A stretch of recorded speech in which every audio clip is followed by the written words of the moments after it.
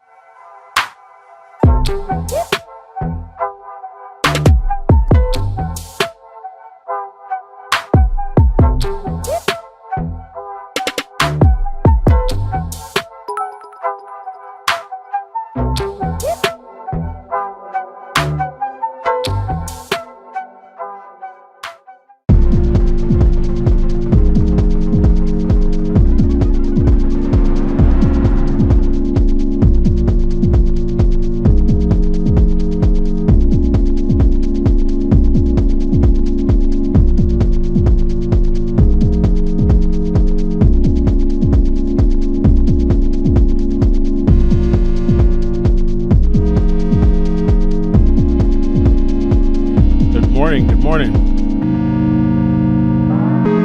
Okay, we're good on Facebook, good on YouTube, and Elise.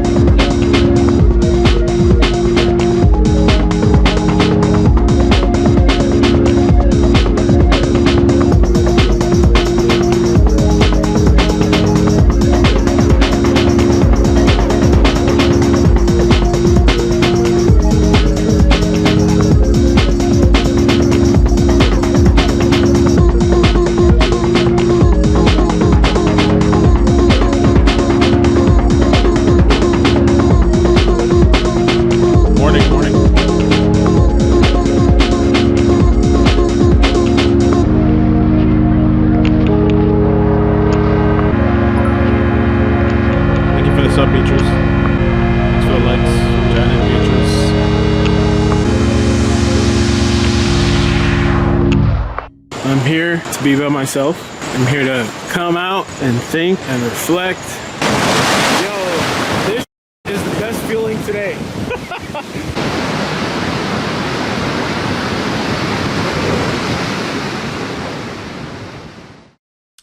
Bang! What's up, iCkEdMeL? How you doing? Welcome. And I got a bit of a different setup. I feel weird because I'm seeing myself. I hooked up my nicer camera to the computer. It was like this whole weird ordeal yesterday. I took off yesterday. I did all these little things in the background.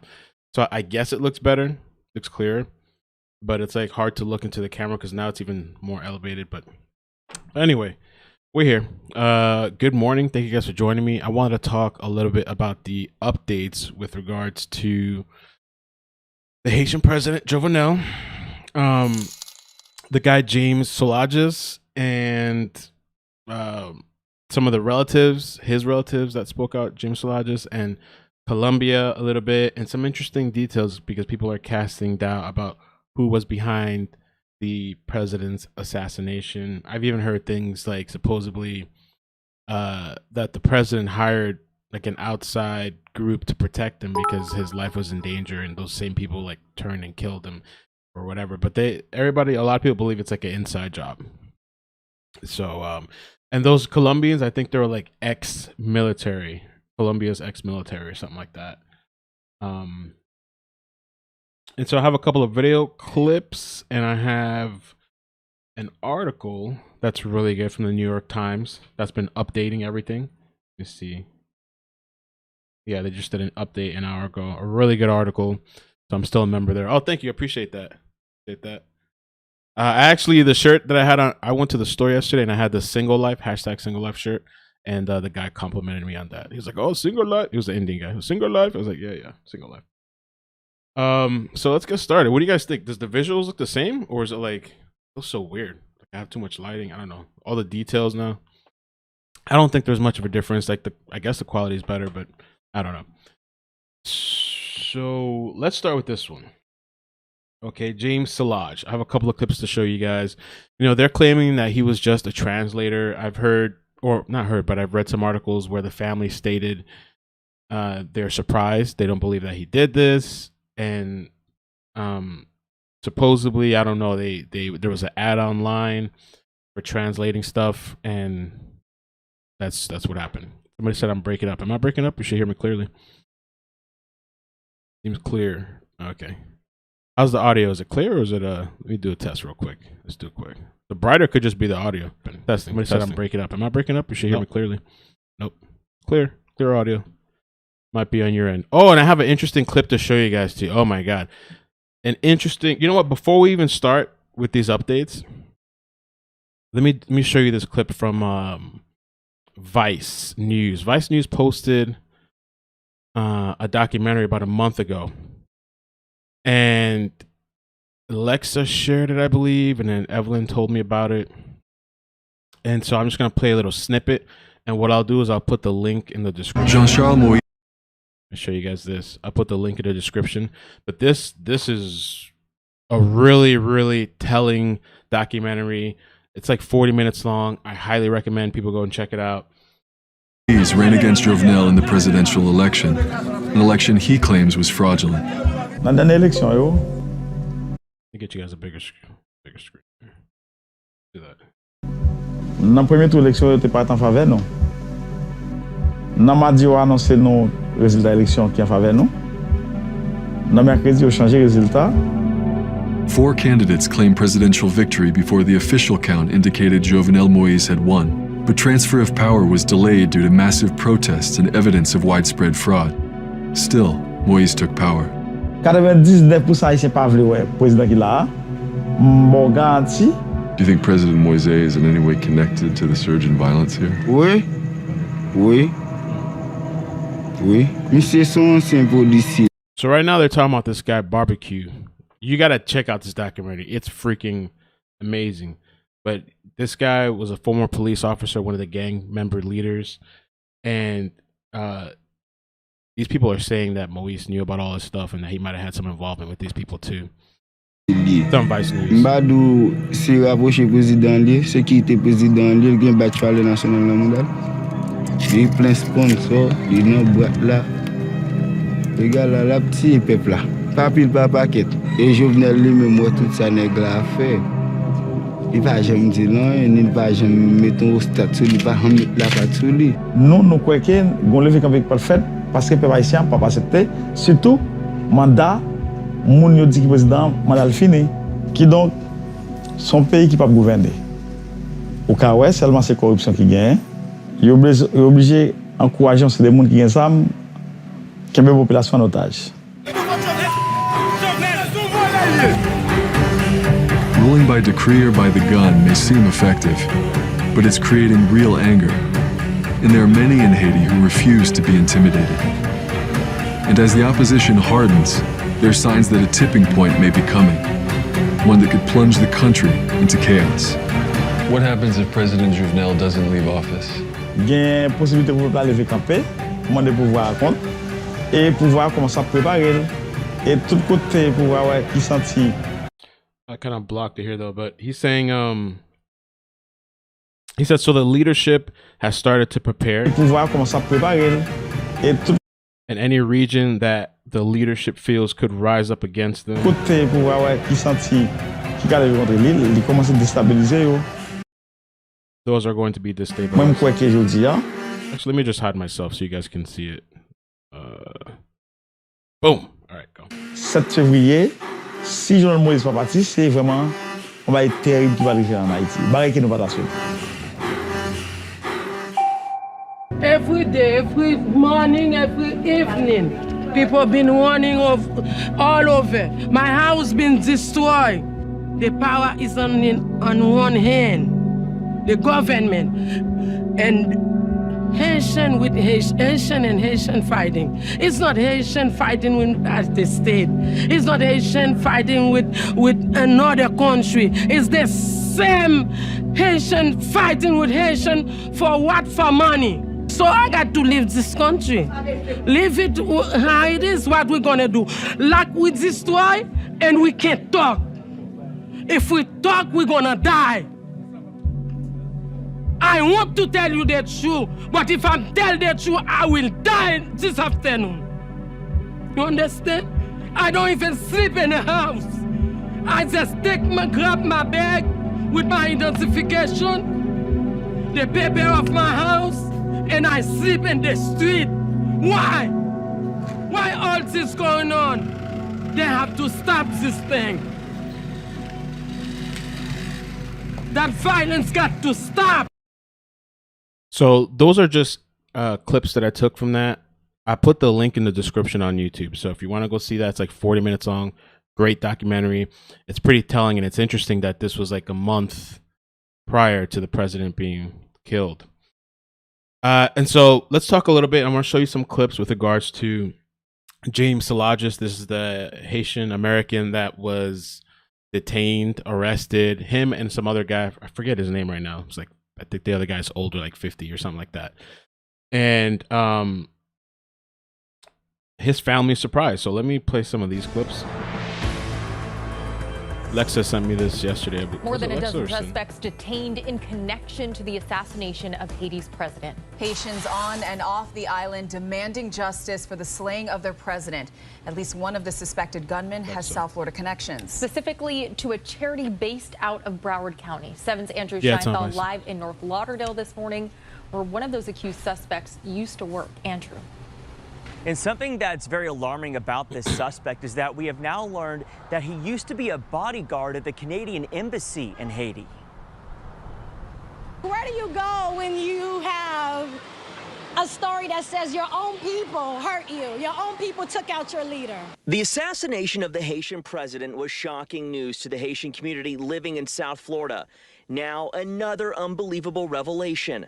One of the suspects arrested in the assassination is James Solages, a Haitian American with a South Florida-based charity. This new video out of Haiti shows some of the... That's true too, Jimmy. We mentioned that in one of the previous live streams. Jimmy said we should talk about how he had just refused the WHO from entering Haiti with the COVID jab. Oh, am I even allowed to say COVID anymore? I think once you say that, those words are like flag your video. Assassination suspects handcuffed, sitting on the floor, and it appears to include Solages. In an undated video, a man who is identified as Solages is seen with school children in Haiti. I went down there to help in the education sector because I want to return to the area to help facilitate education. His charity's website asks for donations to support the growth and development of underprivileged people in Haiti and fund scholarships of Haitian students. I decided on my own to return to the area that helped me so I could give back. The website also describes Solages as the former chief commander of bodyguards for the Canadian Embassy in Haiti. It says Solages currently works as a corporate executive as a consultant in different locations throughout South Florida. I'm just heard in Facebook. This woman says she heard about the arrest on social media. Her husband worked with Solages' charity, which as of Thursday night went offline. No explanation. Solages often wrote about charitable works on social media, but posted on Twitter last year. We live in a crazy time. It's not loyalty or no real genuine love. It's all about what a person can get out of you or how they can use. What do you guys think? Let's talk about that too real quick too, because Dom, and thank you for that call in the previous stream. Dom said the Haitian Americans are trying to say that they were just translators. Do you guys believe that? Were they? You think they were just translators and they were hired to go translate and that was it? Because supposedly they were claiming too, which there's some more stuff we're going to talk about, that they weren't even in the room supposedly. I don't know. And the thing that this guy used to be, what was he, a Canadian guard or something like that too? Kind of interesting also. Use you until you're of no use anymore. And wait till we get to the end of the stream. Make sure you watch this stream because we talk on the last stream too. We talked about the whole PSYOP thing. And they're going to talk a little bit about that too. Oh, this is weird. I got to fix that. Thank you for the stars. Brianna Smith. You guys have to bear with me a little bit. I have a new kind of camera setup. And so something's not right here. Alert box. There we go. Okay. Let's do it again. Boom. There we go. That's better. Okay. Be prayed up and protect your energy. To have a president in your own country, to have outsiders coming in to plan some kind of assassination like this, to me, it's very disturbing. It's possible. Somebody said, do you think they set up the Colombians or they were in on it? I don't know.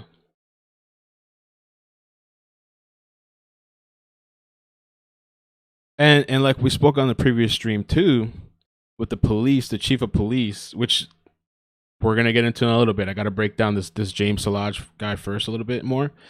But the chief of police, the same guy that told the people at the president's security when those cars were coming up and they called to to double check, they said, yeah, go ahead. I believe it was the chief. They said, yeah, go ahead, let him go through.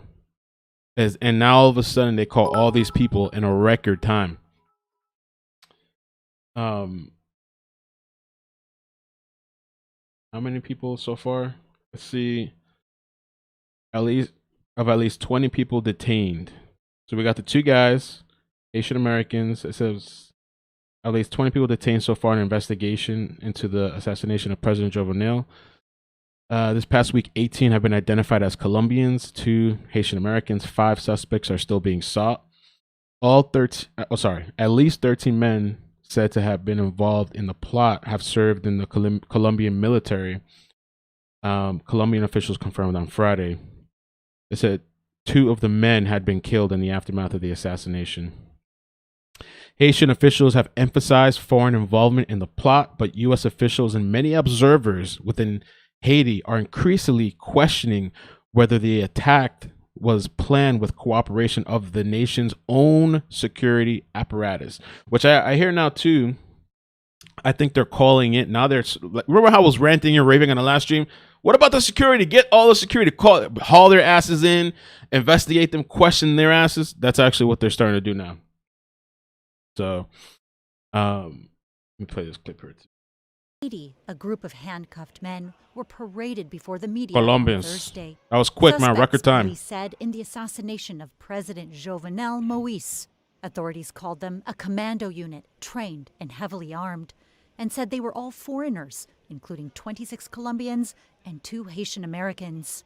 Also on display, assault rifles, machetes, bolt cutters, and Colombian passports. Police held the press event following a raid on a house near the scene of the crime. They said 3 suspects have been killed, with 8 still on the run.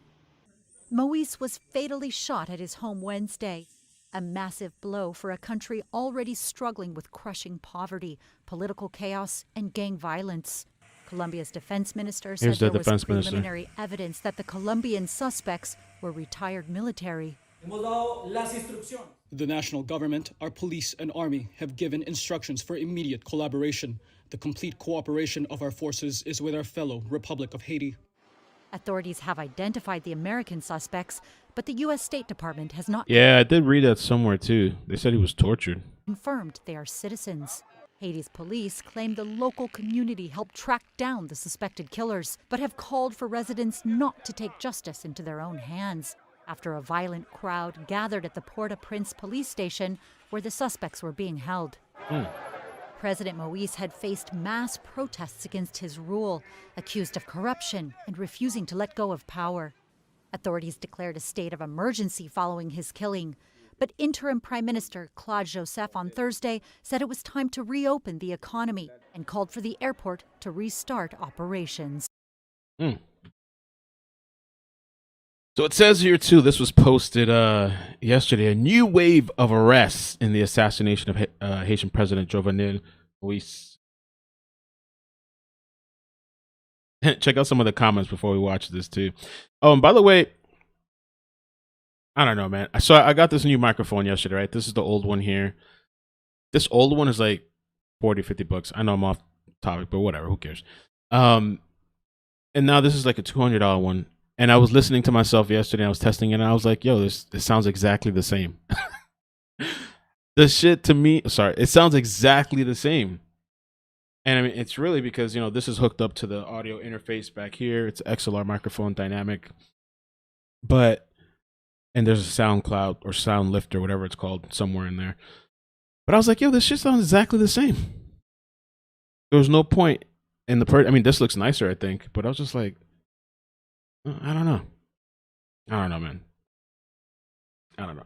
But in the comments, so it says here, so the police caught professional hitmans in less than 24 hours, but they can't catch kidnappers that kidnapping people in broad daylight, right? And there's all kind. If you watch that documentary, that's in the comment section below after the stream, of course. There's all kinds of kidnappings and horrible things that are going on over there.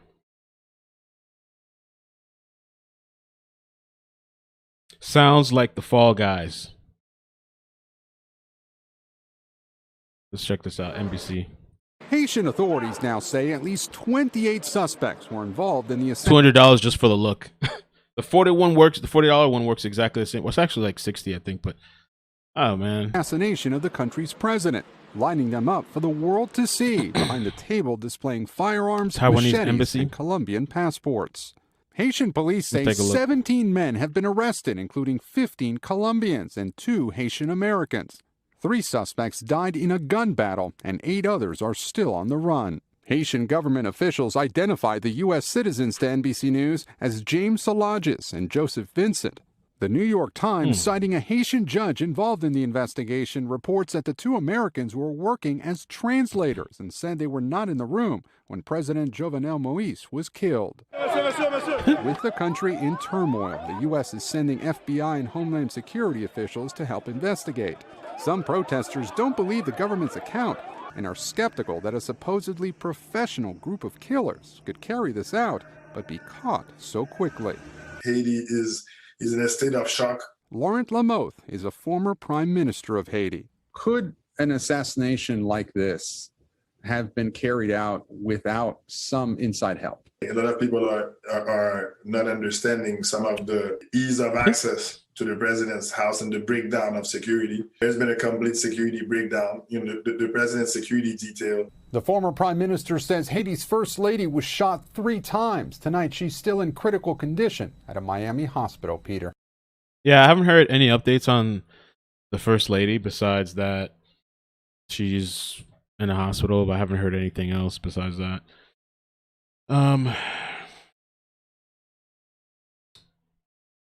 Let's wait on this for a second. Let's go with these are 2 good videos, but let's talk about James Solages real quick. Family, let me get a bigger screen. Put you guys up here too. Bang, bang. Family of U.S. suspect in Haiti assassination. He's a loving, nice guy who's always joking. A relative of James Solages, one of the American citizens accused of helping assassinate the president of Haiti, told the Daily Beast she doesn't know what to believe anymore. The family member says, I'm seeing all of this on the news. I never thought anything like this would happen. I don't even know what's going on. All I know is from the news. The relative, who did not want to be named, citing privacy concerns, told the Daily Beast, we're all in shock and we're trying to figure out what's going on. It's a lot to take in, she added, and it kind of hurts because we don't know anything and people think we do. It's a complete shock to everybody. We just see him on the news on the floor. I'm just in shock. I don't know what to believe anymore. He's described as a very nice guy, 35 years old. He loves his family. He loves to work hard. He really loves his family. He was always laughing, always wanting to give back to the community. He wanted to go back home to Haiti to help. Again, in total shock. He was always working, always joking. I'm just really sad. The other guy that was arrested or detained, an American citizen, 55-year-old Joseph Vincent. They've been arrested in connection with the assassination. And let's see. Sure.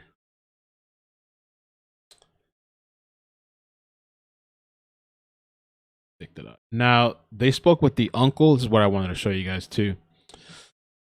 Uncle, assassination suspect called Moise crazy, wanted to be just mayor.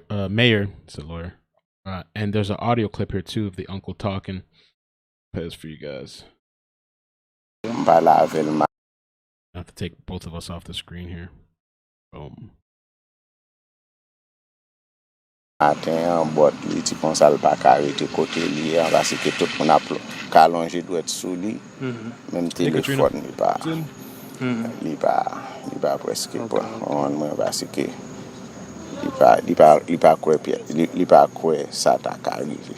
On moi pas ta kwe ça. Est-ce que James te jam dou qu'elle connaît Dimitri Vob? Est-ce que James te jam dou qu'elle reconnaît Dimitri Vob? Il pas même mon ça. Il va même mon ça. Il va même non. Il déconne tout ça? Il va mais nous connaissons pas les politiques. OK. Nous connaissons pas des politiques. Bon mon ça. Il va même. OK parce que il y a des monde. Yeah, nous connaissons pas les mon ça pas même. OK. Parce que mon ça fini avec Haïti. Il va même mon ça. OK. Bon mon qui dit c'est Dimitri Vob qui voit. Il va vrai. OK. M'ba connaît. Et qui ça te conduit de Jovenel? Jovenel pour lui-même so crazy. Je suis fanatique Jovenel 100%. Lui-même il conduit et qui j'en là so fouillé. Donc c'est pas très mais Jovenel. I mean pareil il botte pour mon di bagay. Pour qui ça? Parce que il dit que ça tout problème à Haïti ça on est planté doit quitter pouvoir. Moi-même suis fanatique et tout le temps m'a gouma avec so fanatique fouillé. It's a conversation with the uncle.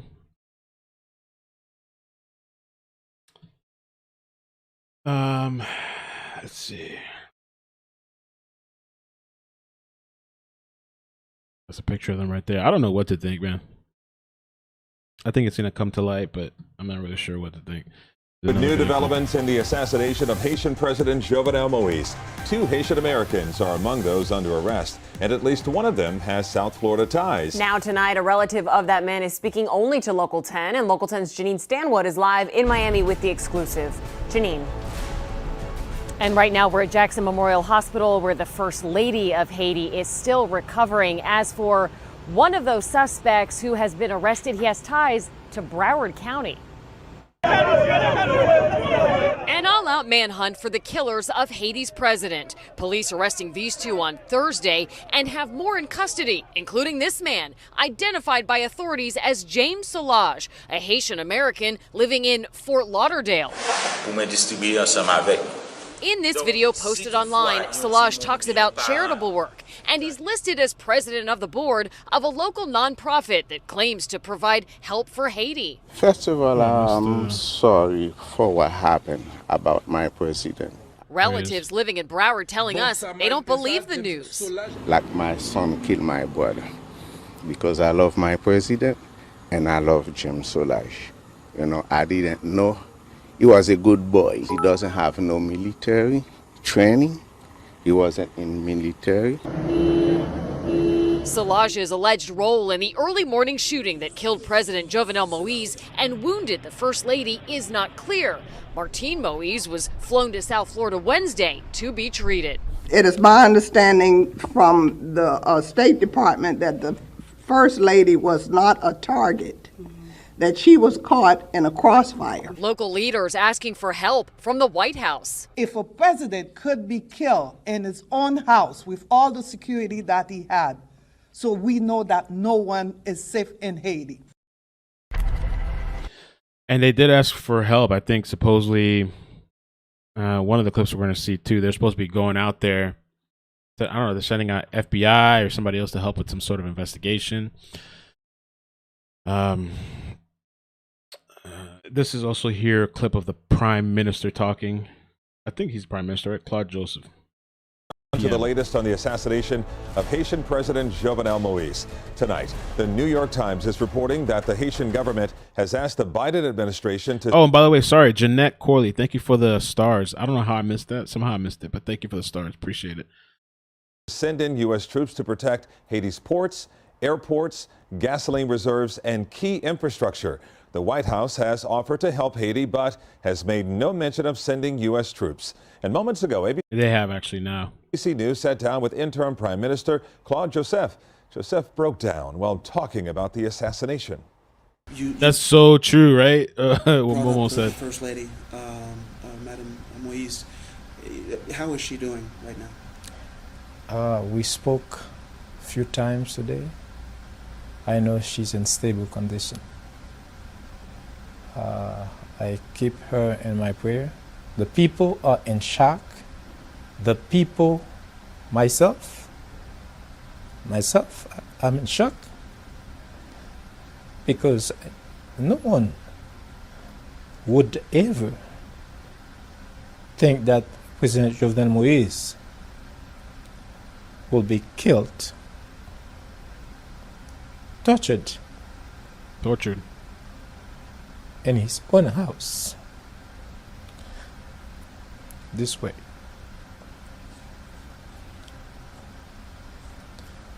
Justice for President Jovenel Moise. Haiti's Prime Minister quite emotional there. More than 24 men, including 2 Haitian Americans from South Florida, remain under arrest. Local 10 News reporter Hansel Vela is live now with the latest. Hansel. And Kevin, I can tell you at this hour, ABC News also confirming by way of a judge that those 2 men linked to South Florida. That's what I feel like too. I feel like he's putting on a show or act. Yeah. They're telling that judge that they were simply there as translators and that the president was not supposed to be killed, that he was only supposed to be arrested. Suite 206 at this North Lauderdale strip mall on State Road 7 is where state records show James Solages ran his nonprofit. Documents show it is active. Called iCkEdMeL First. The website says the organization is based on 6 pillars, including democracy and lifting people out of poverty. On the site, there's a picture of a man who appears to be Solages. On this online video, Solages talks about charitable work. The 35-year-old is reportedly from iCkEdMeL, a city in southern Haiti. And I saw this video also, but so I don't want to make any comment, okay? No comments from the man. State records list as the treasurer of the nonprofit. Thursday night, his relatives in Broward didn't believe the news. He was a good boy. He doesn't have no military training. I just saw that too. He wasn't in military. From Haiti, this is brand new video from the home where 4 suspects were killed in a shootout Wednesday. The unfolding story gets even more bizarre. Haitian police have also arrested 11 armed suspects who tried to break into the Taiwanese embassy. Frente al magnicidio. And that's weird too, the Taiwanese embassy thing. Del presidente de Haití. Colombia's defense minister also confirming Interpol is requesting information on 6 Colombian nationals who are former members of the military. And from the White House today, a commitment to help. We will be sending senior FBI and DHS officials to Port-au-Prince as soon as possible to assess the situation and how we may be able to assist. The White House also committing $5 million that they say will help strengthen the capacity of the police in Haiti. For now, reporting live from North Lauderdale, I'm Hatsafala, Local 10 News. So, let me see. Is that okay? Let me let's talk a little bit about the Taiwanese thing. I have 2 videos that I'm gonna wait for a little bit. We can play that I thought were really good and kind of informative. But yeah, this whole thing with the Taiwanese embassy is kind of weird too.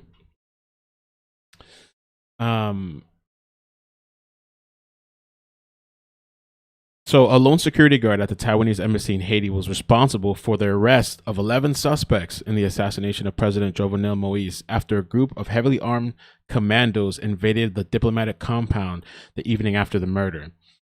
The guard's harrowing ordeal, during which he concealed himself undetected in a Toyota RAV4 with tinted windows for 18 hours as he 18 hours as he helped guide police outside on retaking the building, was recounted to the Globe and Mail by a source in Haiti with direct knowledge of the situation. The new details help shed light on the chaotic aftermath after the Moise murder. And they come as authorities release more information on the suspects, including a former security guard for the Canadian embassy, Port-au-Prince, who reportedly told investigators that he found the hit job on the internet. Police have arrested 15 men. This stuff we know about already. There was another part that I wanted to read to you guys.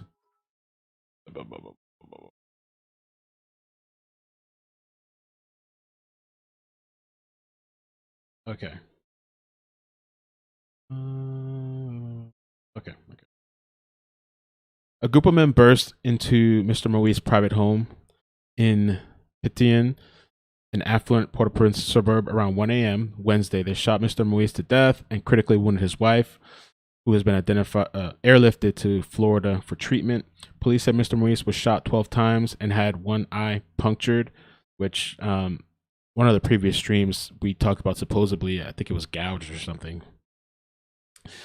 In the hours after the killing, police surrounded some suspects in the shrubbery around the neighborhood and tracked down others to a house where they were staying, but many of the gunmen eluded capture all day. Shortly before 9:45 p.m. that evening, the lone security guard was on duty at the Taiwanese embassy, roughly 2 kilometers from Mr. Moise's home, when 11 of the suspects arrived, the source said.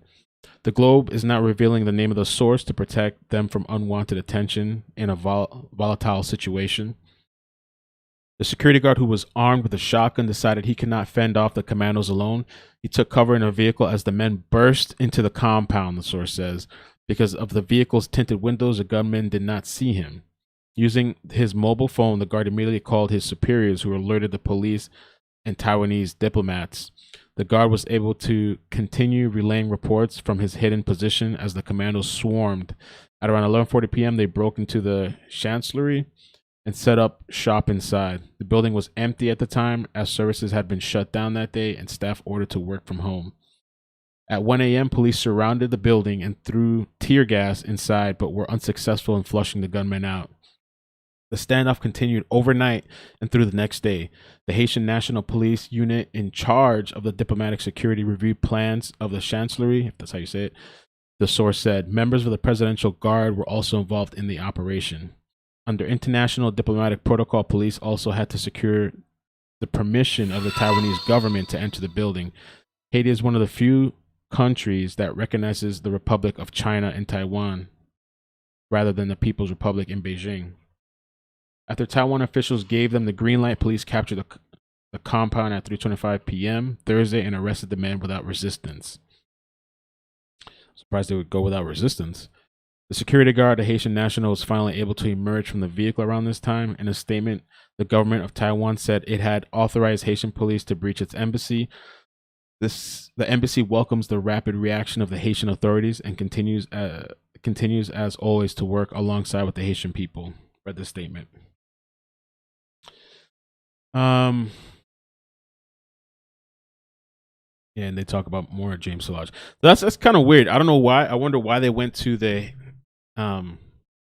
Taiwan embassy. Was it just because they figured it was empty? And this guy that called his superiors, I guess he got lucky too in the car and just being hidden. I'd be afraid to call my superiors. You don't know who to trust over there, you know. I know one guard, man. Yeah, one guard. Oh, this is what I wanted to show you guys too. Colombian police chief gives an update. Ya una primera información de los viajes.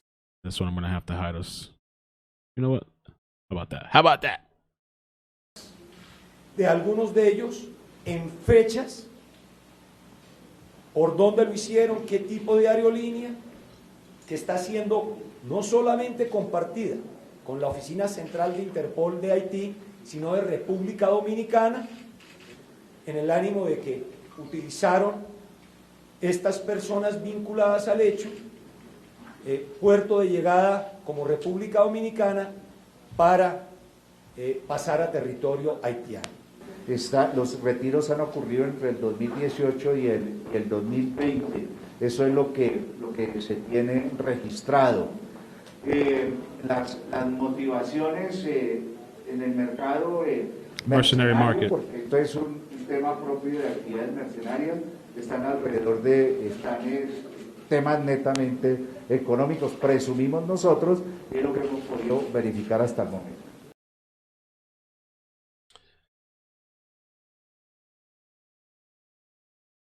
Okay. The United States remains engaged. Now, this is actually what I wanted to read to you guys. Doubts raised who was behind the assassination of Haiti's president.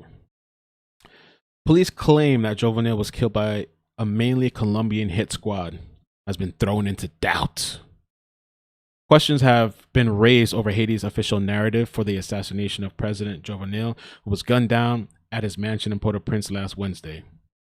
Haitian police and politicians who stepped into the political vacuum created by Moise killing have claimed that he was shot about 1 a.m. by members of a predominantly Colombian hit squad who had stormed the president's hillside residence. Foreigners came to our country to kill the president, Police Chief Leon Charles alleged after the shooting. However, opposition, politicians, and media reports in Haiti and Colombia are now casting doubts on that version. As uncertainty grips the Caribbean country and the streets of the capital remain eerily quiet amid fears, Haiti is lurching into a new phase of political and social upheaval. On Friday, Stephen Benoit, if you say it like that, a prominent opposition politician and former senator, told the local radio station the president was assassinated by his own guards, not Colombians. And I think this is what we were watching the other day on the other stream, from the video that was sent to me. A report in the Colombian magazine Semana, citing an anonymous source, suggested that the former Colombian soldiers had traveled to Haiti after being hired to protect Moise, who had reportedly been receiving death threats rather than kill him. And this is the whole interesting thing we were talking about too on the previous stream. PSYOP, possibly, right? And by the way, please hit like on the stream, share if you wouldn't mind. I'd appreciate that. Gracias. And so here it says, further adding to the mystery, the Colombian newspaper El Tiempo claimed a source had told it that security footage from the presidential compound showed the Colombian operatives arriving at between 2:30 and 2:40 a.m. on Wednesday morning. That means they arrived 1.5 hours after the crime against the president. Right? Isn't that crazy? I keep looking down, but the camera's up. I'm trying to adjust, so whatever, it doesn't matter. So they're saying supposedly they told us the shooting happened. What was it, like 1 or 1:30 or something like that? I think it was 1, something like that. But now they're saying that video that we all see or saw when those people were arriving at the compound was between 2:30 and 2:40 a.m. Right?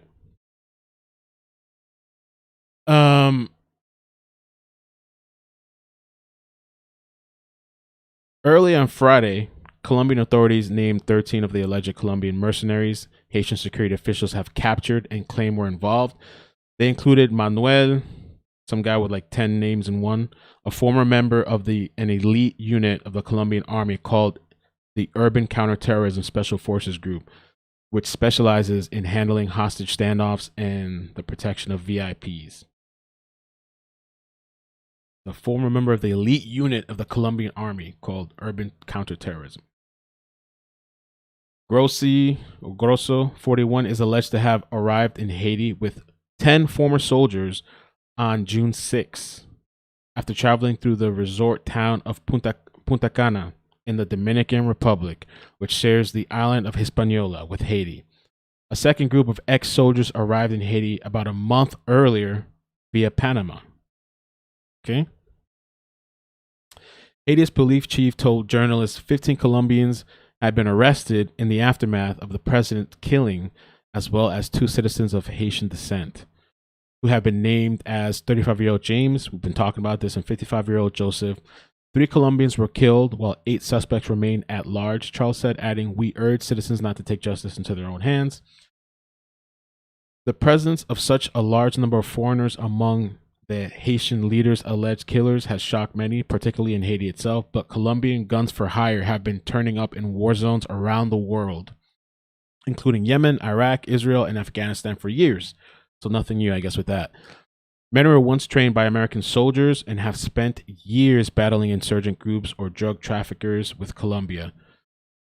Go on to find work with U.S.-based private military contractors. A long time ago, I saw an interesting documentary about the private military contractors around the world. They make a lot of money. Super dangerous job. Guns for hire. And a lot of times, too, I think it's ex-military. After so many years of warfare, Colombia just has a surplus of people who are trained with lethal tactics. Director of Defense Oversight at the Washington Office on Latin America, a think tank. Many of them have been hired by private firms, often in the Middle East, where they make a lot more money than they did in Colombia armed forces. Others have ended up being hired for guns for narco traffickers and landowners as paramilitaries, and now for whoever planned this operation in Haiti.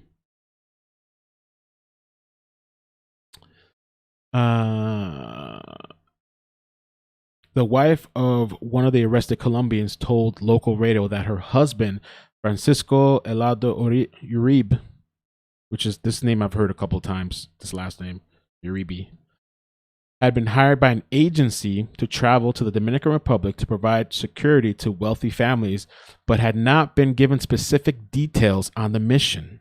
He was a good soldier, husband and partner, she said, admitting, however, that her spouse had been investigated for his role in the forcible disappearance and murders of civilians who were later passed off as guerrillas to inflate combat kills and receive bonuses. Were later passed off as guerrillas to inflate combat kills and receive bonuses. Conflicting claims over the president's assassination and controversial calls from Haiti's elections minister Matthias Perry for a U.S. military intervention to protect key infrastructure have left many of Haiti's 11 million citizens suspicious and on edge. It's really kind of interesting because with James Solages and the other guy, which I keep forgetting, Vincent, these guys claim there was an ad. I'm sure they're going to investigate it. And just keep in mind that the information is constantly changing. We don't know what's true, what's not. We're going through these different rumors and things are just always changing. But so these guys claim that, there was an ad online to translate, whatever. And who knows if that's true or not. And they just were there for the purpose of translating. Now you have these mercenaries from Colombia, which is a thing that they just, everywhere they do, they have guns for hire.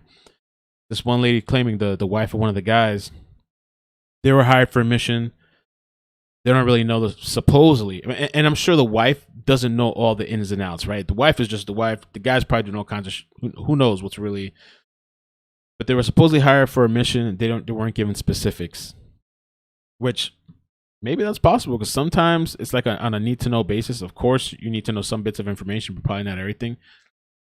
And then now we have from this article, this is theguardian.com, where they're talking about the time difference and where President Moise was killed. All this time they've been telling us 1 a.m., which he probably was killed at 1 a.m., but they're saying that footage where we see the Colombians coming into the residence, that was after he was killed, according to this article, according to their source. So that's weird. You know?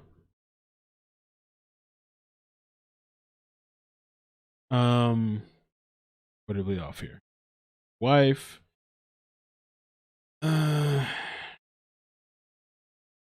Okay. By the way, good morning, good afternoon, depending on where you're at. I just want to kind of check in and give you guys a little bit of an update. To just really bring new bits of information. Not to keep rehashing old things, but if we're going to do a live, bring in new bits. And so, okay, so here we have Paul Raymond, a 41-year-old school teacher from Port-au-Prince, said he was convinced that the president had been betrayed by members of his own security team, who have reportedly been summoned to explain why they failed to protect him. This was planned by people who know him and people who know the house. Raymond claimed, voicing bewilderment, that none of the Moise bodyguards were reportedly injured during the assault. Not even his dogs. Damn. That's crazy too, right? We talked about that previously. The only people that got hurt or killed was the president, and then the wife was shot. All the guards and everything, nothing happened to those people. Alfredo Antoine,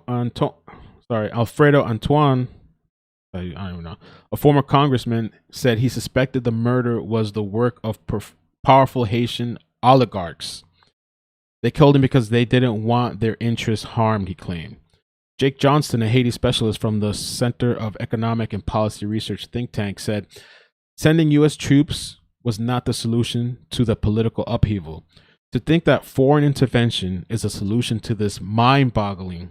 Is mind-boggling. Johnson pointing out to a centuries-long history of foreign meddling in Haiti, including an almost 2-decade U.S. occupation that followed the 1915 assassination of President Jean Valbrun Guillaume Sam, something like that. And somebody brought this up too in the previous stream too about the last person that was assassinated. The last intervention of the United Nations brought cholera and killed thousands of people, said Kingsley Jean, a youth leader and political activist. This is not what we need right now.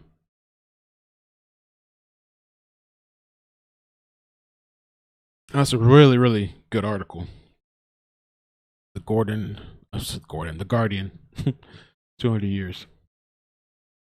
For 200 years. Why did I say 200 years? I guess it's been around. What? The Guardian for 200 years. I don't know. Okay, focus, Melvin. Focus. This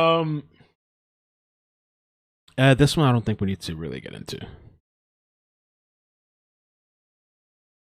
And all this stuff we've covered already. Yeah, I think so. Okay, so let's get to the videos that I have here too, that I thought were interesting. I started watching some of these. Let's check this out. Take a look at the chat for a second here too. It's possible. I don't know. It's really hard to say, but just like these Haitian Americans that maybe were caught up there. I mean, it's really hard with disinformation, which we spoke about previously too. It's a tactic used by many people, governments, and it's a good way to throw off people. You don't know what's what. You don't know what's true, and I don't know. Reporting Haiti is leading an international investigation into the assassination of President Jovenel Moise. John Yang has the latest. Judy, the investigation is generating as many questions as answers. The 15 Colombian and I agree with that too. Well, I don't know what to think as far as what do you guys think in the chat? Should the U.S. intervene? Like this article said too, that it's just. I mean, they're in a desperate situation, but at the same time, there's no way that's coming for free. There's going to be some cost somewhere with the U.S. or any country, really. And I guess historically, too, there's been so many countries been there, intervene, and just come and take, and give nothing back. Nationals under arrest are former members of that nation's armed forces. 11 of them were captured after breaking into the Taiwanese embassy in Haiti. Meanwhile, the political storm is intensifying, with competing prime ministers claiming the right to run the country. After Moise was assassinated, Prime Minister Claude Joseph announced a 15-day state of siege. But a new prime minister appointed by Moise, Ariel Henry, was supposed to have taken over that very day, and he says he's the rightful ruler. Oh, Lord. So we got more drama now? We can't even get this right? Hold on. What's going on with the PMs? I didn't hear this part. Was assassinated, Prime Minister Claude Joseph claiming the right. Meanwhile, the political storm is intensifying, with competing prime ministers claiming the right to run the country. Oh, my God. After Moise was assassinated, Prime Minister Claude Joseph announced a 15-day state of siege. But a new prime minister appointed by Moise, Ariel Henry, was supposed to have taken over that very day, and he says he's the rightful ruler. Oh, Lord. Now we got a PM thing. A PM thing. Who's supposed to be the rightful prime minister and in charge now? I had no idea this was going on too. And this really makes me think about, for the people that missed it, there's a Vice News documentary that's amazing. I'll put the link in the description after this live stream, or whenever you have time today or whatever, go check it out. I'll play at the end of the stream. I'll play that clip for you guys again so you can see. But that documentary had my mouth. We watched it together on Discord. My mouth dropped, and I felt all kinds of feelings and emotions about that whole situation over there. And it made me learn about this guy named Barbecue out there in Haiti, which I never knew about, and how things are. The COVID thing is somebody that was in the Supreme Court, I believe, if I have that correct. Somebody in the Supreme Court that was, I guess the way it works over there, and this is me just learning things, and I'm not sure, it's really confusing, it's kind of hard to understand. But the way things work over there, it's set up after Moise was killed. There was supposed to be somebody in the Supreme Court, like the head of the Supreme Court, that was supposed to take over. But that person died a week prior due to COVID. And so I guess the prime minister took charge or whatever. But now I didn't know this either. I guess the prime ministers are beefing too, and they have issues also. Because this guy appointed this guy, I guess, the day of, but now they're kind of going back and forth. My God. To help us try to sort through this, we're joined by Pamela White, a former U.S. ambassador to Haiti, and Gary Pierre, the founder of the Haitian Times, a newspaper serving the Haitian diaspora. Thanks to both of you for joining us. Gary, I'd like to start with you. Haitian officials... And Jimmy, the border thing, we spoke about a little bit about that on the last stream, but I spoke to a friend of mine about that. And he told me like what you're saying, that supposedly, yeah, there's a border there, but it's not really maintained. It's kind of just open, you know. Have arrested these 17 men. They say that that they're responsible, but they say, as often said in political assassinations, it's not important who pulls the trigger. It's important who pays for the bullet. Given President Moise's service in office, does that give you any clues as to who may have paid for this operation? Well, we don't have a clue right now because there are many people who you can say would be involved in something like that, obviously. It's not just one. But one of the things I want to rule out is that this was not political. It's not a political hit. It's a personal hit akin to a mob hit. So this was about business. He had, encroached on the interest in a lot of powerful forces in Haiti. And unfortunately, I think this is what got us there. Ambassador White, there is a new election, a presidential election, constitutional referendum scheduled for September. The United States position appears to be that it should go forward. Do you think that's a good idea? No, I really don't. I think, unfortunately, for many years and many places around the world, the United States government thinks an election is the answer to a very complicated problem. And this is very complicated. And that's the thing, too. Okay, so there's going to be a U.S. intervention. I don't know to what extent. They're going to talk about it soon. Supposedly the FBI, whatever's going out there to help with the investigation. Good luck with that. But then what are they going to do? They're going to tell them now, okay, this is the person that we want you to appoint, or they're going to figure out the election or rig it or whatever and put in charge who the U.S. wants to put in charge for their own interests. I don't know. complicated in Haiti. Anyone who's not Haitian who says they understand Haitian politics is probably lying. And even though I've spent 5 years of my life when I was a junior officer and 3 years of my life when I was ambassador in Haiti, I don't claim to be an expert either. But I am pretty certain that free and fair elections are not going to be able to take place in the current atmosphere in Haiti. It is too violent, it's too chaotic, and there is not any support from the players that are integral to making it happen. So I don't see it. Gary, I mean, talking about chaos, competing prime ministers, are we in for, and if there is no election, are we in for a prolonged period of unsettled political situation in Haiti? I don't think so. I think the UN has made it clear that they are supporting Claude Joseph as prime minister, as they announced yesterday, and it's up to him now to build a government and try to move forward. The UN seems to be willing to work with him, and I want to say that I agree 100%, and it was refreshing to hear Ambassador White made a comment, because exactly, the US has been forcing this democracy on Haiti. We need to go at it. The institutions that need to be germane to a democratic society are too weak, so we need to really not push the same game. And really talk to the stakeholders in Haiti, people who want to make this place truly a democracy. Because that's why we come back here every 5 to 10 years talking about the same thing. We want to force this democracy. Now, I am an American, I'm a Haitian American, I love democracy, but we have to be real. You know, at what point are we in this process to make sure that Haiti, when it becomes truly democratic, can remain a functioning democracy? Ambassador White, I want to continue on that. I mean, the United States seems to only pay attention to Haiti in times of crisis. The Aristide coup, the earthquake, this assassination. You have President Trump deriding Haiti as, shall we say, not a pleasant place to live. There are also comments from Senator Biden from 1994 circulating. Let's take a listen to that. If Haiti, a god-awful thing to say, if Haiti just quietly sunk into the Caribbean or rose up 300 feet, it wouldn't matter a whole lot in terms of our interest. So, Ambassador White, is this an opportunity for the United States to reassess its policy? I'm going to play that again in a second. Let me just get to the super chat. Dr. Latina, thank you so much. She said, have you got my PayPal last week? So I pulled up it now. I didn't even know I had one, that I got that. So no, thank you. I really appreciate that. I didn't notice that. And thank you real quick to the recent Cash Apps. Lisa, Jason, I feel like there was another one, but I don't know. Lisa, Jason, I think that's it. And Sin, but thank you guys. Appreciate that. Thank you, Latina, so much too.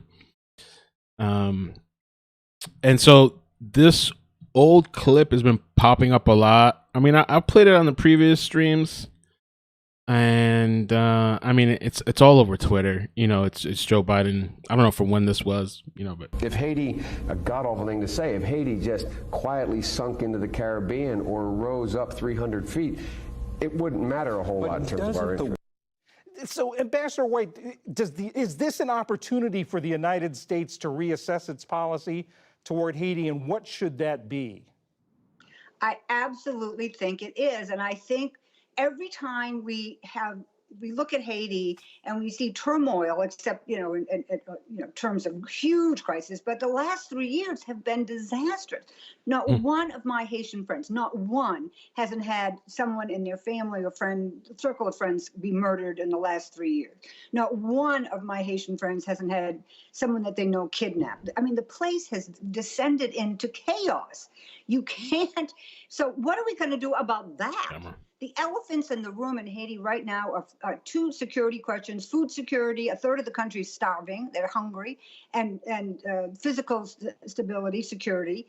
You can't have an election when people are being murdered. There's no way to get to people to the polls. There's no way of even identifying who should be going to the polls. This is craziness.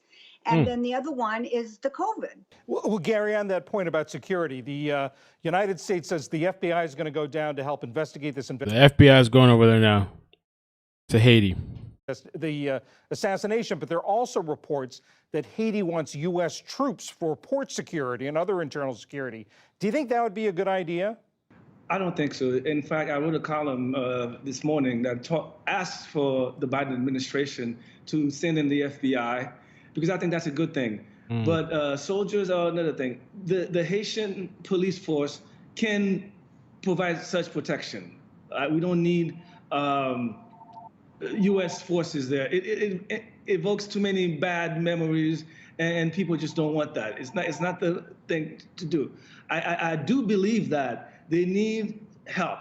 I mean, the Ambassador White knows this. The State Department had a great program with Haitian American police officers working in concert with the Haitian police. That program was working well until President Trump dismantled that program. That was really unfortunate. And so there are mechanisms in place that the State Department, has in place to help. It's not necessarily the Defense Department. It shouldn't be the first default move. I think state is better placed to handle the situation politically, and they can. I agree with a lot of what VT was saying too. Above, America is sinking now. Inflation is high. Poverty, homeless. All this stuff, I think, in the news and the politics and people, immigration, all stuff too. I feel like we need to take care of. You got to take care of your home first before you can go help out and save the entire world. It's all just politics, just for votes. There's homelessness. Like, you see some of these states that have completely gone to crap and shit.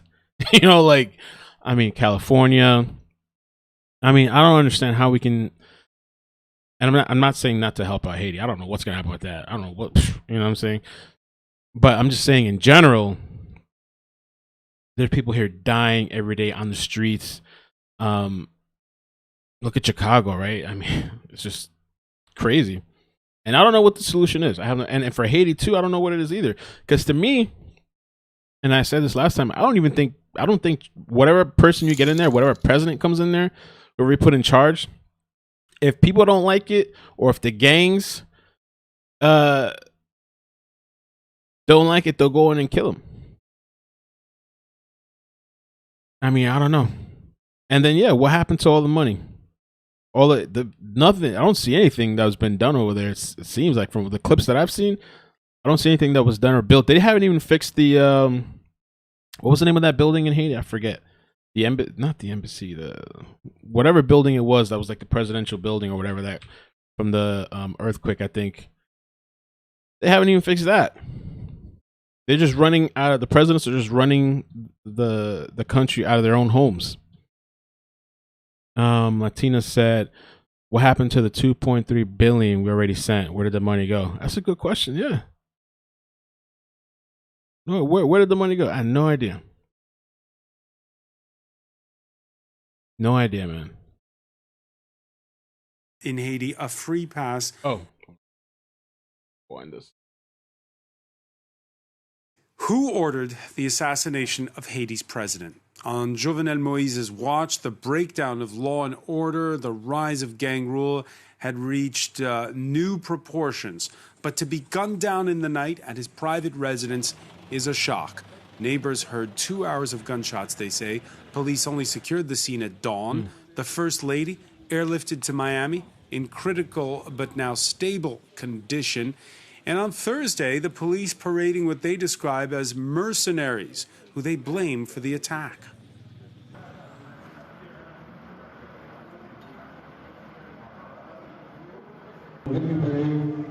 We captured 17 people, among them 15 Colombians. We identified them with their... That's the police chief, huh? That's what he looks like. Leon Charles. Okay. Among them 15 Colombians. We identified them with their Colombian passports. There are 2 Haitian Americans among those captured. Nico Hines, we were reporting a few months back on the death on the battlefield of an African head of state, Chad's Idriss Déby. Here, we're completely in the dark once again. Yeah, and this is a really terrifying situation. Obviously, what it does show is just how dangerous Haiti is. I mean, our Daily Beast correspondent, who has been working in Haiti for decades, has not been there for months because the kind of the violence, the kidnappings, the instability has been so bad in recent months that she hasn't felt safe enough to even be there. And that's, you know, someone who's used to that. To working in those sorts of conditions. This story is extraordinary, and it just doesn't quite seem to add up at the moment. I think there's still a lot more to come in terms of who ordered this, what were these mercenaries doing. Some of the reports suggest that they encountered they somehow tricked their way in. They didn't have to shoot their way in. That they immediately got to him and killed him. But if that was the case, why didn't they get the hell out of the country before everybody noticed? These are all the things that we said on the previous stream. If you're listening, all this stuff, all these questions, this is what we've been asking. It doesn't make sense. Daylight came up. Other reports are saying there were hours of gunfire in the night. In which case, where are all the bodies? Which soldiers were killed that were defending the president, or were there any victims on the other side? I don't think we're getting the full story as yet, and it may be weeks or even months before we do find out. And the confusion. And the wife, the first lady, should have a lot of answers too. I don't know exactly what her condition is. Is she still in critical condition? They said she was stable but critical. She should have a lot to say too when she comes to. It's all around because there's confusion over what happened, Catherine Field. There's confusion over who's running the country because there are dueling constitutions. And according to one of them, it's the head of the Supreme Court, who, by the way, recently died of COVID. Mm-hmm. And the other, it's the prime minister. Except there's even there two different prime ministers. One had been named the day before. Bro, how crazy is that? This is what I just found that out during this live stream. The two prime minister situation now going on. I'm in charge. No, I'm in charge. No, I'm supposed to be in charge. Bro, mess. It hadn't yet been sworn in.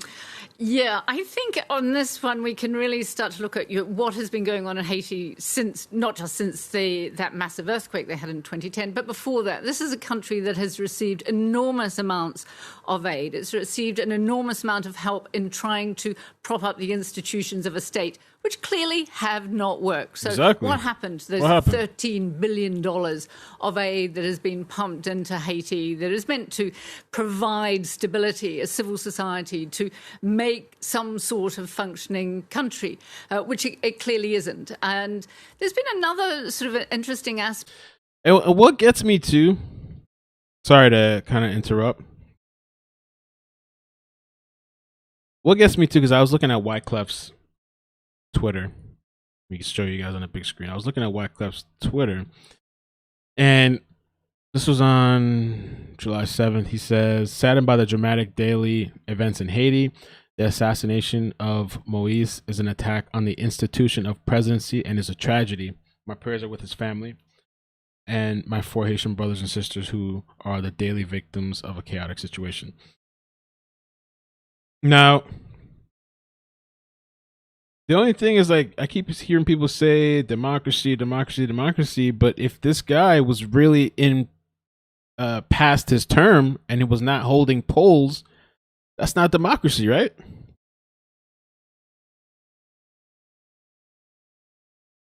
I mean, I don't advocate for killing somebody, but isn't that what happens? I mean, we're supposed to do a thing in February 2021, I believe. Supposed to have cast a voting thing. He didn't do it. He was claiming it wasn't until, I think, 2022.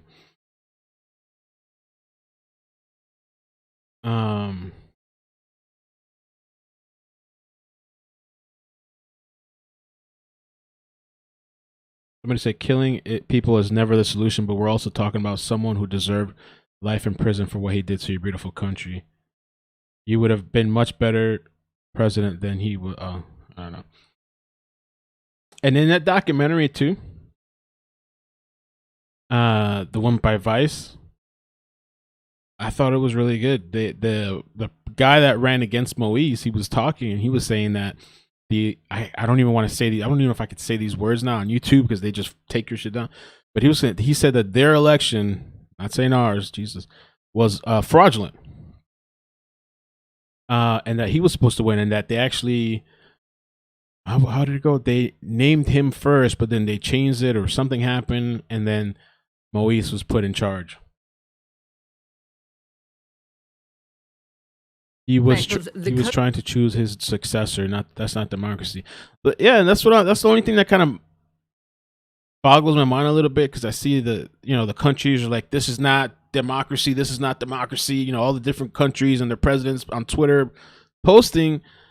But I'm like, is it a democracy to keep the same president pass and not hold votes? And I'm like what? COVID on this one is that Haiti, yes, is a very poor country. It's one of the poorest in that region. And it depends on remittances. And it hasn't had the remittances coming from expats. So the things are just, the whole situation in Haiti. We don't have democracy. It's probably true too. Has been getting more and more desperate. And the other thing is those remittances, when they come, generally are not used, according to the data, to go into the local economy. They're used to get out of Haiti. They're used to find some way of getting a passport, getting onto a plane to get out of Haiti and try and find life somewhere else. So, yeah, you could almost put Haiti in the same basket as Somalia, Afghanistan, these countries that, for all intents and purposes are almost failed states, dependent on aid just to keep going. Remittances, money sent by the diaspora from places like the Brooklyn neighborhood of Flatbush, home to a sizable Haitian community. It's a real blow for us because the president was killed while he was still in power. But I don't feel bad because these people weren't running the country well. Moise was a thug. They killed a thug. It's a bad thing for real. Even I don't like him. Even he don't like him. Even you don't like him.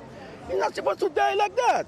We want Haitians in the country and Haitian out of the country to come together. We can't trust the foreigners. We can't trust neither the State Department or those people. Many of those rogue diplomats, French, Canadian, and all of those white former colonials sitting down making decisions on Haiti. And Kedevan Gorgestani, there is a lot of resentment towards the international community, including against the United States, for not having spoken up more when Jovenel Moise tried to change the Constitution, and that there were essentially, the U.S. accused of giving him a free pass. And it's interesting because we've heard mixed things from Haitians in the last 24 hours. They want help from the United States. They want an independent international inquiry. But they also want to restore some of the hurt pride we heard in those remarks. Yes, and it shows really this really different approach from the Haitians vis-a-vis the Americans. You can see it in how the U.S. is responding to the situation right now. I was at the White House press briefing yesterday, and Jen DJ Tigerpaw said after he won the election, he didn't take office till a year later. That's why he didn't call the election. Okay, interesting. That's true. Interesting. was asked multiple times and in very different sort of questions about the situation in Haiti, and the response was pretty much the same over and over and over again. She said, we support the democratic institutions of Haiti. We stand by the fact of holding elections by the end of the year, and we are there to assist Haiti if they ask for it. They have actually asked for it now, and just moments ago in today's briefing, Jen Psaki, the press secretary, announced that there was a U.S. delegation going to Haiti to help with security issues with the investigation, including FBI officials who are going now to Haiti to help out with figuring out what's going on. But overall, it seems that the U.S. doesn't really know where to position itself regarding the political situation in Haiti. And we've heard some Haitians, especially Haitians here in the United States, saying that, well, the Biden administration is not really taking a position. They're just pretty much following what previous administrations had done, including Donald Trump, and basically letting things flow and not really taking a position or intervening and not really, trying to do something to help Haiti. Victor Mallet, that's interesting what Kedevan is bringing up, because we've heard Haitians say, well, the Americans ready, and the French, ready to give whoever's in power in Haiti a free pass as long as they don't side with Cuba and Venezuela. Yeah, I mean, it's one more example of a country where the West is not really able to exercise, the influence or the power that it wants to do. To me, it's just very worrying, because it's one more example of an unstable country, one more assassinated president, one more excuse for war. It's slightly ominous that, you had this sort of report that some of the people may have come over from the Dominican Republic. So it's just a sort of, it seems to, one doesn't want to be too pessimistic about the world, but really a lot of the places where the US and its allies try to sort of exercise influence, they're not really able to do so in any effective way. Yeah, we go around the table, Nico Hines, but of course we're no closer to figuring out who done it, who are these people who've been arrested, these Colombians and Haitians who are naturalized Americans. Yeah, I mean, there's a kind of dichotomy there, because if they were such brilliant commando unit, as some people are saying, why did they not manage to get themselves across the border into the Dominican Republic where they could escape? So it seems to me that if they didn't get out of the country quickly, they must have believed that either that they were going to start some sort of a coup, and perhaps the people had told them that they would then be safe. And they would be part of the, protected by the new administration that was going to come in. But that doesn't even seem clear, because normally in these situations you ask yourself, well, who stands to gain from this? And in this case, we've got two prime ministers, both of whom claiming that they should now be the one to take control. That's Claude wild. Joseph kind of leapt immediately to kind of prime suspect number one in my mind when he first of all announced the death early on in the early hours while the rest of Haiti was still asleep. He was already Wait, let me say this again, this part. And in this case, we've got two prime ministers, both of whom claiming that they should now be the one to take control. Claude Joseph kind of leapt immediately to kind of prime suspect number one in my mind when he first of all announced the death early on in the early hours while the rest of Haiti was still asleep. He was already doing interviews on the radio. He was doing interviews with international We're on a press tour, man. Media within 12 hours and claiming that he was now running the entire I'm in charge now. Country and had assumed the presidency, and that always makes people think, this is a guy who maybe had a motive for commanding it. Now, this is pure speculation. I don't have any evidence to back that up. But what you have to try and do in these situations is imagine why would something like this happen. Or you, Kedevan Gorgestani, you could also wonder, the former president, the predecessor, you're allowed to run twice for president in Haiti, but you can't run consecutively. Michel Martelly. Oh, Michel, that's the guy that I saw in the documentary. The documentary's in the link. I'll play the clip for you guys in a second here again. Moise was his protege. They had a falling out. He certainly stands to benefit if ever there is an election. Oh, I didn't know they had a falling out.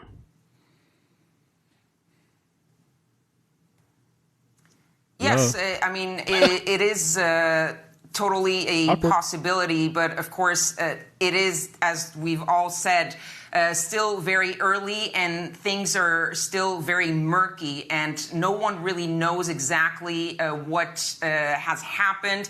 And you see that with also going back to the reaction from the U.S., they're extremely careful in the wording that they use and extremely careful to try to not take sides, to try to not name names, talking about being for the democratic institutions and insisting that they have very little information right now. And so they're trying to stay as far away as possible until they know exactly what happened. And as one of the guests was saying, there are things that just don't seem right, things that just don't fit.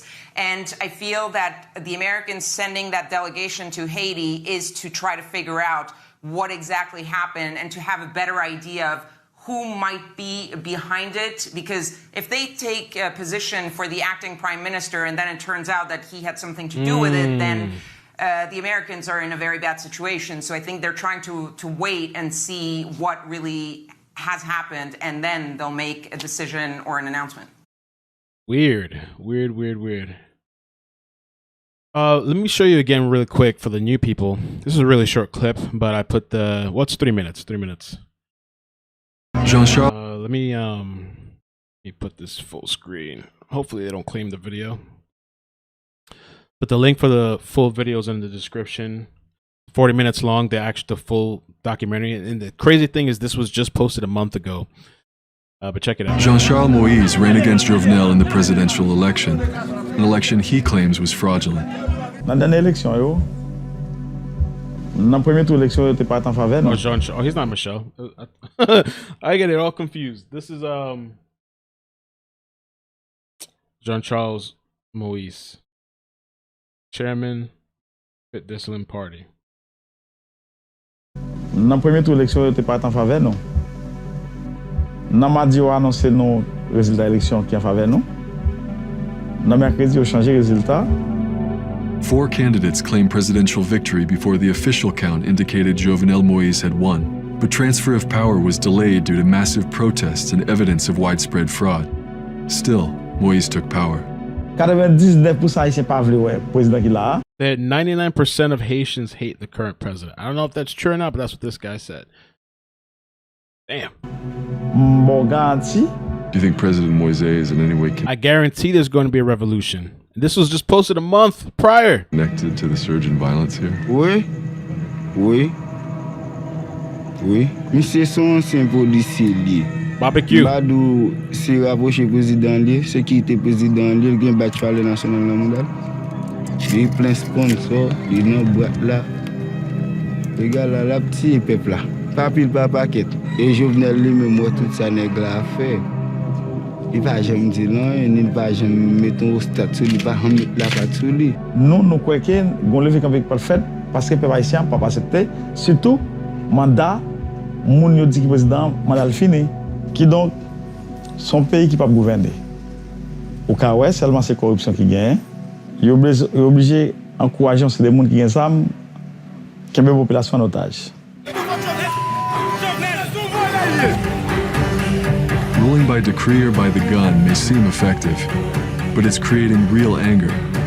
And there are many in Haiti who refuse to be intimidated. And as the opposition hardens, there are signs that a tipping point may be coming, one that could plunge the country into chaos. What happens if President Jovenel doesn't leave office? Il y a une possibilité pour le lever camper, demander pouvoir compte et pouvoir commencer à préparer. Et tout côté pouvoir qui senti qui a levé contre l'île, il commence à déstabiliser. Moi, je crois que aujourd'hui, 7 février, si Jovenel Moise n'est pas parti, c'est vraiment un bail terrible qui va arriver en Haïti. Barré qui nous va la suite. Every day, every morning, every evening, people have been warning of all over. No, my I'm not, house Harley. been destroyed. The power is on one hand, the government, and Haitian with Haitian and Haitian fighting. It's not Haitian fighting with the state. It's not Haitian fighting with another country. It's the same Haitian fighting with Haitian for what? For money. So I got to leave this country. Leave it how it is, what we're gonna do. Like we destroy and we can't talk. If we talk, we're gonna die. I want to tell you the truth, but if I tell the truth, I will die this afternoon. You understand? I don't even sleep in the house. I just grab my bag with my identification They pay off my house and I sleep in the street. Why? Why all this going on? They have to stop this thing. That violence got to stop. And so that was from Vice. I put the link in the description. Like I said, it's a really, really good documentary. You should definitely go check it out. There's other stories in there. There's people that have lost their kids, people that have had their kids kidnapped. They talk about this guy, Barbecue, which is his real name is, I forgot his name. His real name, Johnny Shovelis, or I can't remember what his real name was. Haiti. Let me see. Barbecue Haiti. Find it real quick. Gang leader. Oh, Jimmy Chavis, something like that. And it was really interesting too, because when he's in, like, they're doing this documentary, this guy in Vice is there, and he actually interviews him and talks to him. And at one point they're outside, and Jimmy Barbecue, he turns around to his people and he's like, because he asks, "Oh, are they afraid of you?" And he's like, "They're not afraid of me." So he starts asking the people in the community, "Are you afraid? Are you afraid? Are you afraid?" And they're like, "No, we're not afraid." But you can see the look in their face. And it's like, yes, they're just saying that because they have to say that. They even said that. It reminded me of so many other things too. It reminded me of like cults. We spoke about this on Discord. It reminded me of the people that drank the Kool-Aid. I can't even think of the, whatever. But like they walked around it was in Guyana, I think, where they finally moved to. But they walked around. It was like, "Are you okay? Are you okay?" And everybody's like, "Yeah, it's like some cult thing." I don't know. Oh, another thing too. I just came across this during the live stream. So let's take a look at this video. It's graphic, so just a warning. Not that you're gonna stop watching anyway. But this video shows crowd attacking suspects with machetes and knives. All right. Let me try. Let's do a smaller screen first to see what comes up, okay?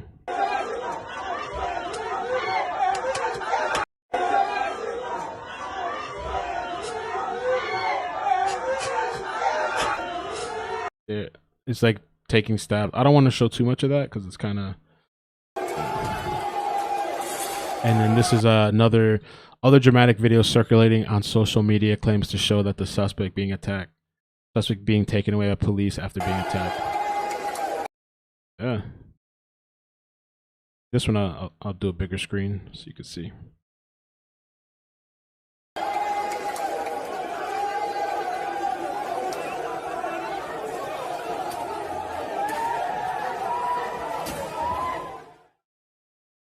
Just some interesting clips.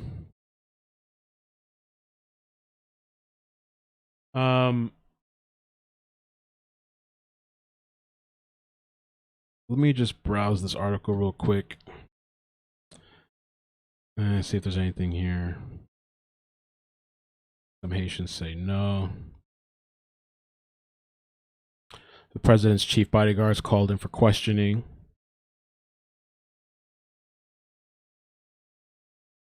A 3.4 million Canadian mansion becomes a Haitian flashpoint. I don't know what that is.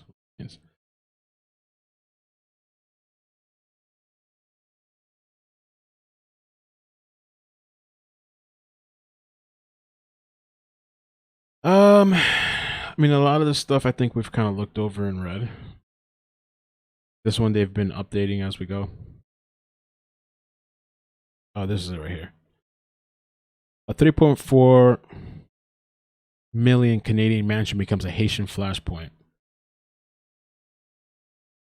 Ronnie is one of the few lawmakers left in Haiti, a close ally of the assassinated president who has kept his seat while the country's democratic institutions have whittled away.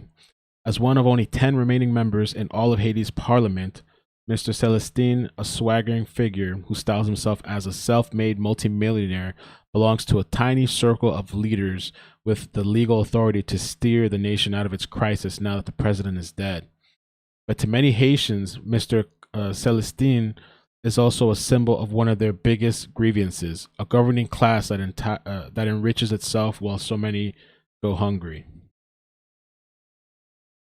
In the recent months, Mr. Celestine has been parrying accusations of corruption from Haitian activists over his purchase of a mansion almost 2,000 miles away in Canada.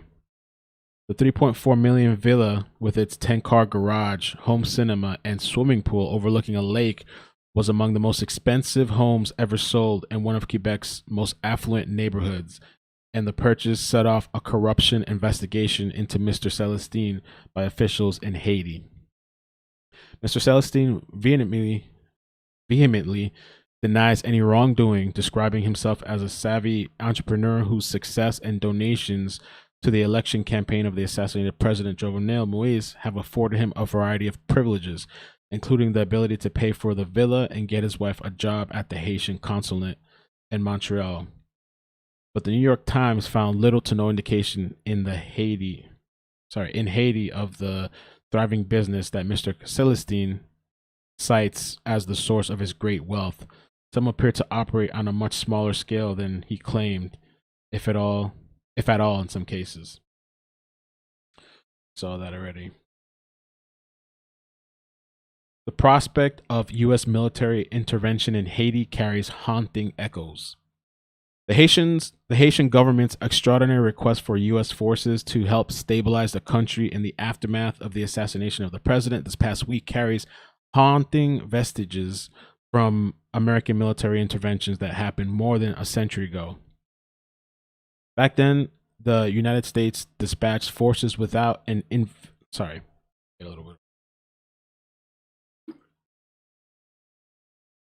Back then, the United States dispatched forces without an invitation from Haiti. The American government was motivated by Haiti's internal turmoil and willingness to meddle in the affairs of neighbors to protect its own interests under the Monroe Doctrine.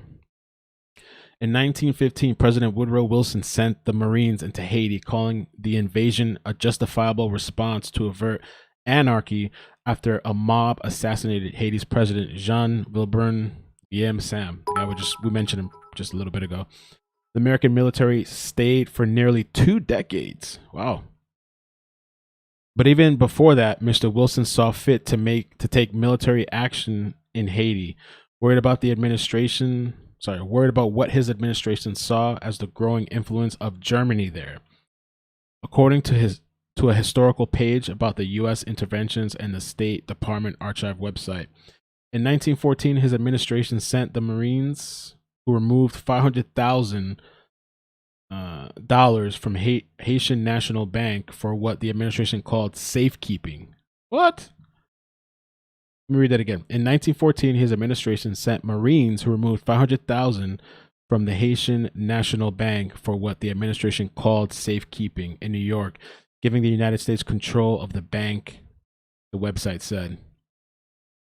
80 years later, President Bill Clinton ordered more than 23,000 U.S. troops sent to Haiti in what was termed Operation Restore Democracy, aimed at ensuring a transition that would return the ousted President Jean-Bertrand Aristide to power. In 2004, George W. Bush sent in the Marines as part of an interim international force after Mr. Artiste, if that's how you say it, resigned under the intense U.S. pressure. So there's a whole history. I didn't know Germany was there too at one point. Anyway, I think we're going to call it a stream. Almost 2 hours in. But yo, thank you guys for coming. I appreciate it. Just wanted to do a little morning. It's afternoon now. Check in some of the updates. Please, if you wouldn't mind hitting like, subscribing, turning on the bell notifications.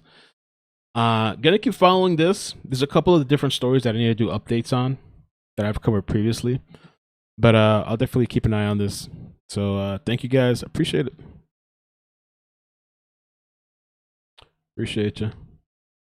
Really interesting story, man. I mean, yeah, and definitely go check out that documentary I was telling you guys. It's kind of just, I guess I've learned a little bit more. about Haiti, but at the same time, I know that I know nothing.